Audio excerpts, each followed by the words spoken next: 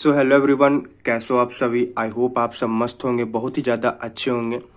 So guys, आज के इस वीडियो में मैं आपको ये बताने वाला हूँ कि क्या आप लोग के डिवाइस के अंदर OTG कनेक्शन करके एक सेटिंग दिया गया है, आप उस सेटिंग्स को कैसे यूज़ कर सकते हो।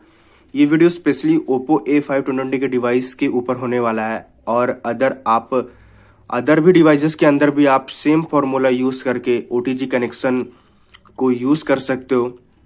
तो ये वीडियो बहुत ही इंपॉर्टेंट होने वाला है ओप्पो की यूज़र के लिए। तो गाइस, वीडियो को जरा सा भी स्किप करके मत देखिएगा। चैनल पे नए चैनल को सब्सक्राइब जरूर कीजिएगा और बेल आइकन को प्रेस करके नोटिफिकेशन ऑल पे कर दीजिएगा।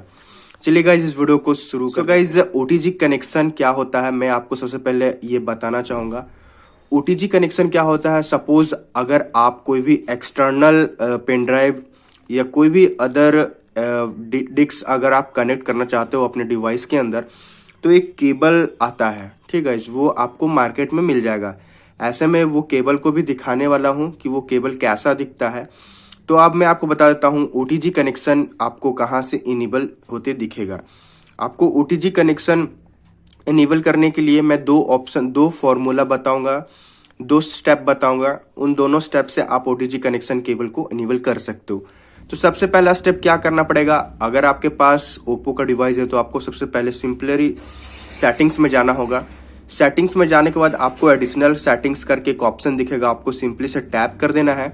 जैसे ही आप टैप कर देते हो तो यहाँ पर आपको सबसे पहला आपको ऑप्शन यहाँ पर दिखेगा, language and region, date and time, keyboard input method, accessibility, schedule, power off and off, on and off, recent task manager, और सबसे आखिरी में आपको OTG कनेक्शन दिखेगा।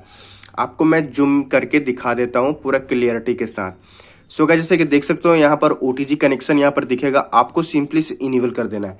लेकिन इनेबल करने के बाद ये आपको अभी काम नहीं करेगा। मैंने आपको बताया था जैसे कि आपको एक केबल मार्केट से खरीदना होगा, वो आपको कहीं भी मिल जाएगा, कोई भी फोन शॉप में मिल जाएगा OTG केबल करके। आपको उसे पेन ड्राइव या कोई भी अदर डिस्क में कनेक्ट करके आप इस फोन से कोई भी चीज को ट्रांसफर कर सकते हो। सो गाइज, अब मैं आपको बता देता हूँ कि कैसे कनेक्ट करना है।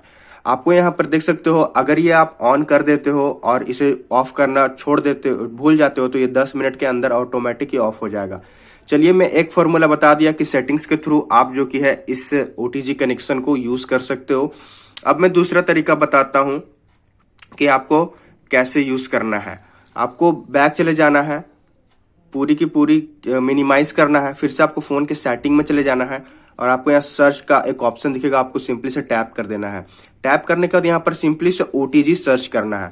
देख सकते हो OTG, जैसे ही आप OTG सर्च करते हो यहाँ पर आपके डिस्प्ले में ऑप्शन इनेबल होते दिखेगा, आपको सिंपली से टैप कर देना। जैसे ही आप टैप कर देते हो तो ये फिर से वही ऑप्शन में ले आएगा जहां पर आपको OTG कनेक्ट करना होगा।